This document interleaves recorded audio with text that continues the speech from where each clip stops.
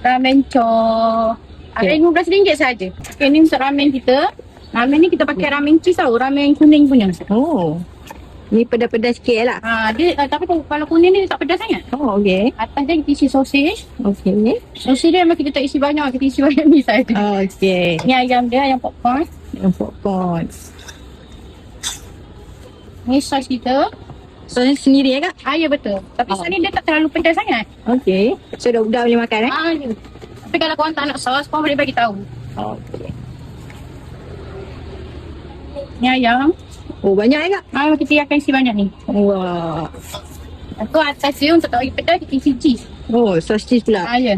Okey. Air aiskrim jelly kita isi jelly, isi limau, masing-masing, air gula, betul kita isi jelly. Ini jelly dia, Kak? Ni jelly ni paling best seller lah kat gerai Dakpam. Oh.